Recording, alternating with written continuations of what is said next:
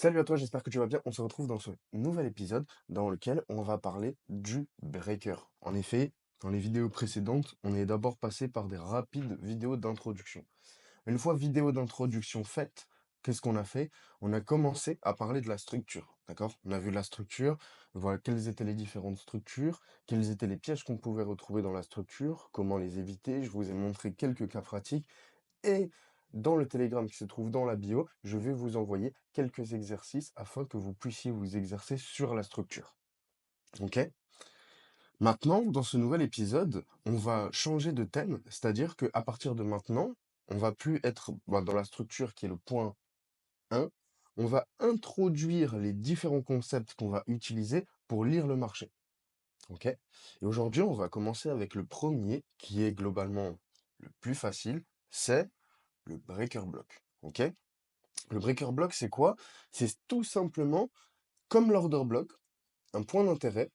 Simplement, celui-là, vous allez pouvoir le retrouver partout dans le marché, pas uniquement dans un extrême haut ou un extrême bas, comme pour l'order block, qu'on verra dans la prochaine vidéo.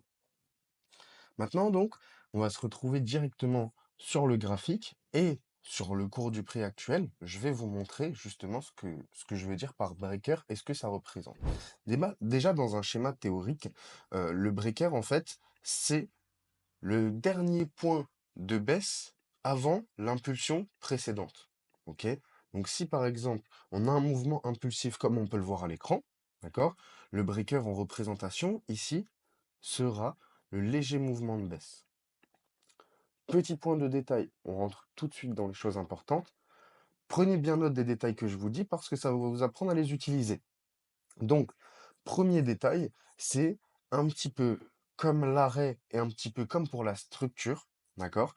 C'est dans l'unité de temps où le breaker représente une seule bougie, donc un seul bâton d'arrêt, que on va se servir de cette unité de temps. C'est celle-là qui sera juste pour nous dire ensuite si justement, par exemple, le prix va chercher à venir prendre de la liquidité dans le breaker pour pouvoir repartir, ou si à l'inverse, justement, on va retourner la zone du breaker, clôturer en dessous, et ensuite avoir un shift.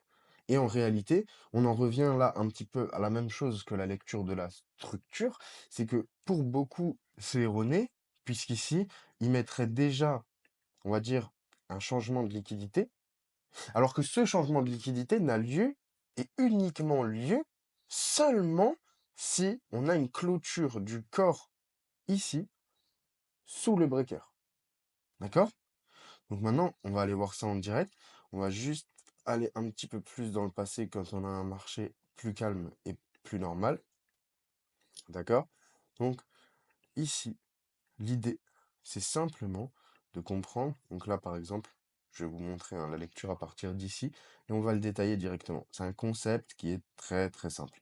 Donc j'étais justement en train de dire, ici, on va trouver notre première phase d'arrêt, mais on voit bien ici qu'on va avoir trois bougies vendeuses. On ne peut pas se baser sur l'unité de temps 15 minutes pour trouver notre arrêt.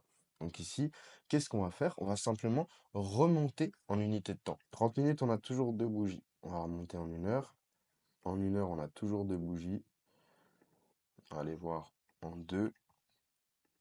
Et donc ici, on voit bien que c'est à partir du 2 heures qu'on aura ici une lecture propre. D'accord? Et comprenez bien que le breaker, c'est simplement cette zone-là dans un premier temps, qui devient le breaker. On a une bougie qui part, valide la clôture au-dessus du breaker, donc que notre breaker reste haussier. En fait, si vous voulez, le breaker, c'est quoi? C'est un point d'intérêt exactement comme l'order block. Et en intraday, surtout en intraday, il va nous permettre d'avoir un suivi de notre lecture du prix. Genre en gros, de continuer à confirmer notre setup ou à l'inverse à un moment de l'infirmer sans forcément qu'il revienne à notre prix d'entrée ou à notre stop loss. Et donc en fait, le breaker change dès qu'on va avoir une autre bougie. Donc, personnellement, je préfère rester tout le temps dans quelque chose de relativement raffiné pour que ce soit clean. Maintenant, si vous décidez d'utiliser des gros breakers, vous pouvez aussi, comme par exemple celui-là ici, de 29,84 à 3000, d'accord? Simplement, ici, le breaker est grand. Donc votre notion d'entrée dedans sera beaucoup plus compliquée ou beaucoup plus large que si vous vous basez sur, on va dire, des breakers raffinés. Par exemple, je donne un autre exemple, celui qui est juste à côté, ben, il fait moins de 10 points et voilà, au point près, on revient poser un retest dans notre haute zone et ensuite le marché part. D'accord? Et voyez à quel point. Alors bon, faut comprendre que c'est un concept qui, comme les autres concepts, s'utilise avec la fractalité de marché. C'est-à-dire que je peux retrouver des breakers en monthly, je peux aussi les avoir en weekly, en daily, d'accord? En une heure, en toutes les unités de temps. Plus je vais l'utiliser sur une grosse unité de temps, plus il sera solide et plus je vais pouvoir me fier à ce qu'il est en train de me dire. D'accord? Plus je suis dans une petite unité de temps, plus sachez que voilà, ça peut être erroné. Exactement comme l'ensemble des concepts. Donc, c'est un concept que il est vraiment bien et surtout au début, quand vous n'allez pas forcément avoir des points de repère de lecture sur, on va dire, X choses, genre sur les niveaux clés, les points de liquidité, les repères de prix pour savoir quand la structure va changer ou pas, quel niveau de liquidité on doit prendre clairement, sur quel modèle on est, etc. Quand c'est flou au début, sachez que le breaker, c'est vraiment votre ami. Et en fait, c'est simple. Dites-vous que une fois que vous avez marqué votre niveau, vous, tout ce que vous voulez, c'est soit que le prix réagisse en fait dessus pour ensuite partir chercher une nouvelle jambe, d'accord? Soit vous voulez qu'on clôture le corps dans l'unité de temps en question où il n'y a qu'un seul arrêt en dessous pour avoir un retest et y aller chercher plus bas. Et donc littéralement, ça va vous donner un outil de lecture quotidien. On reste encore sur des choses relativement simples. Donc idem, si vous avez des questions, n'hésitez pas dans les commentaires à faire différents retours. Hop. Donc là, par exemple, on voit ici que ce niveau de breaker a tenu à plusieurs reprises. D'accord? Globalement. Là, en vérité, c'est plus compliqué que ça. Mais on voit que le niveau de breaker a tenu, tenu, tenu, tenu, jusqu'à ce que on clôture une première fois en dessous. Et là, le marché a cherché à le retest différemment, parce qu'en vérité, une fois qu'on est passé baissier, on avait un autre breaker juste là, d'accord? Sur lequel le marché s'est appuyé et qui a été invalidé à ce moment précis.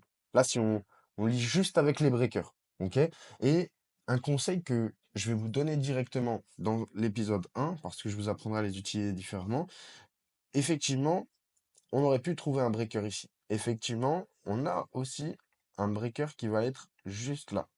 Hop, précédemment, on voit qu'on a clôturé en dessous, tac, on est passé en dessous.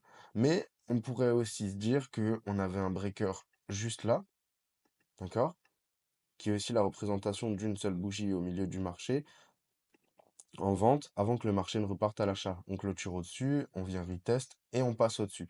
Maintenant, pourquoi je ne vous en ai pas parlé? On va pas parler tout de suite, mais en gros, comprenez une chose, il faut que vos zones d'intérêt elles soient claires. Donc quand vous cherchez des breakers, votre but, ça va pas être de tracer tous les breakers que vous allez pouvoir voir et de vous dire, ah bah vas-y, je vais tous les utiliser. C'est comme ça que ça devient n'importe quoi. Maintenant, comprenez une chose. On l'a pas encore vu, mais ça, vous le savez, on travaille sur une jambe de prix A-B. D'accord?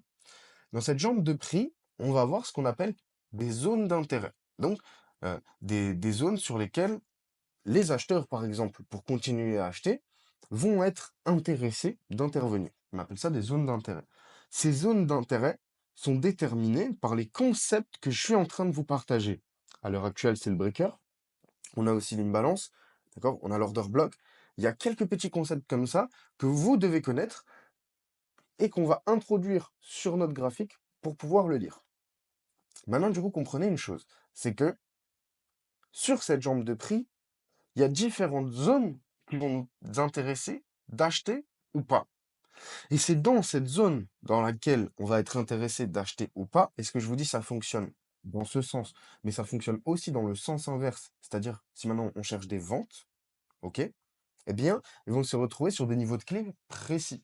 Niveaux clés qui nous permettront aussi d'introduire Fibonacci dans les prochains épisodes. En attendant, théorie de dos que vous connaissez déjà, on l'a vu dans les épisodes d'introduction, et donc c'est de se dire que potentiellement, eh ben, mon breaker, j'aimerais qu'il soit dans la zone des 50%, ou potentiellement dans la zone d'OTE, ou potentiellement, je vais utiliser mon order block.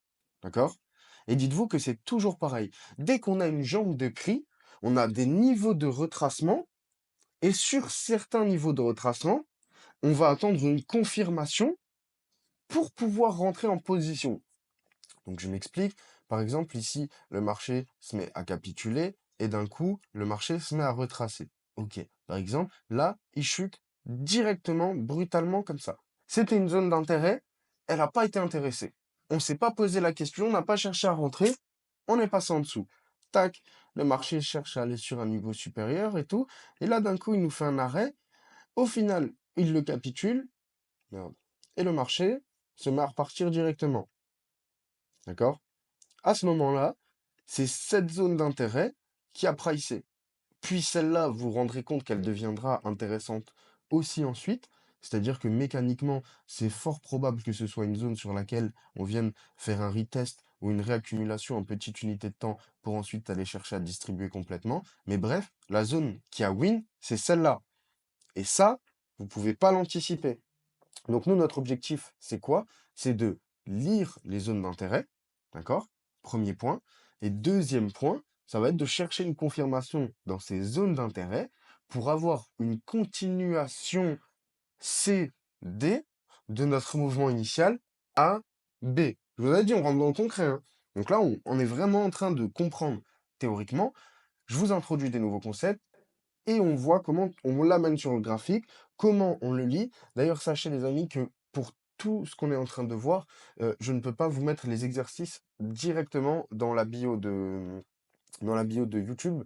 Mais par contre, n'hésitez pas à rejoindre le canal Telegram et à vous promener un petit peu parce que j'envoie tous les exercices sur Telegram. D'accord? Voilà, premier point. Maintenant, on va terminer cet épisode tranquillement. Il y a déjà eu pas mal de notions par se donner quelques petits exemples encore du breaker. Ok? Quelques petits exemples à avoir qu'on va pouvoir trouver. On va même changer de graphique. Vous savez quoi? Par exemple, allons sur le Dow Jones. On est en février. On est en 2 heures. Moi, je vais me mettre en 1 heure. Ok? Et je vais commencer à échanger avec ça. Prenons-le là, ici. On va commencer à partir de là parce que c'était un petit peu moins pertinent avant. Juste comme ça, vous comprenez. Donc là, on est dans un mouvement de baisse. Donc notre breaker, ça va être quoi? Ça va être toutes les bougies acheteuses, donc qui ont été la dernière impulsion avant que le marché se remette à chuter, qui vont justement nous valer une zone de point d'intérêt. D'accord? Et c'est sur cette zone de point d'intérêt que nous, on va regarder comment le marché réagit à chaque fois pour, entre guillemets, prendre des décisions. Maintenant, hop, par exemple, je passe mon premier breaker ici. Ok? Donc première chose, on voit qu'on a clôturé en dessous là, et le vrai retest dans le breaker se fera seulement ensuite. Ok? Mais il a été efficient. Deuxième breaker, juste ici. N'a pas été efficient vraiment sur le premier retest, mais sur le deuxième, ça l'a été carrément. Ok? Et donc, du coup, là, on fait quoi? On regarde. Là, on serait pas dans la bonne unité de temps. OK? Ici non plus. Là non plus. D'accord? Mais pareil, on aurait un breaker qui viendrait nous tenir le prix. Mais restons dans cette unité de temps. Ici, on s'est mis en 1 heure. On va regarder en 1 heure. OK? Donc là, pareil, en bas, on va créer un breaker acheteur. D'accord? Lequel on va revenir ici. OK? Le marché remonte. On liquide ce niveau. Mais vu qu'on ne clôture pas au-dessus de ce breaker, il reste efficient. Donc en vérité, on a parfaitement réagi sur celui-ci et on s'est même permis d'aller test le précédent. La mitigation est donc complète. On obtient un nouveau breaker. Donc ici, c'est pratiquement ce qu'on va pouvoir appeler un order block, d'accord? Puisqu'en vérité, c'est les extrêmes de marché. Je vous apprends juste à les repérer. OK? Et du coup, bah là, on voit qu'on en aurait eu plusieurs qui auraient été erronés dans cette zone, avec un retest seulement sur celui de l'extrémité. On revient dans la zone, et ici, un petit peu à la même démarche. Bon, là, on a eu un gap de vendredi, donc on va pas le calculer. De toute façon, on n'aurait pas échangé sur cette zone et pendant le week-end. Mais en gros, comprenez bien, voilà, à chaque fois, c'est la même chose. c'est ce dernier extrême de marché, ok? Donc là, pareil, on n'a qu'une seule bougie. Il est large et pas raffiné, mais ça, c'est un breaker aussi, d'accord? Donc là, quand je rallonge, ici, on a clôturé en dessous, le marché décroche, d'accord? Et c'est toujours comme ça. Donc ici, on en aurait eu un là. On va simplement s'annoter le dernier, avant que le marché se mette à chuter. OK? Et sinon, précédemment, on n'a pas eu de clôture en dessous ou au-dessus, d'accord? Et simplement, par contre, effectivement, si on était à l'achat, là où, tu vois, ça peut porter à confusion. Et c'est là où je vous dis, ne prenez que ceux qui sont dans la tendance, ceux qui sont dans les zones d'intérêt, les points pertinents et tout ça, vous verrez qu'on va le développer petit à petit.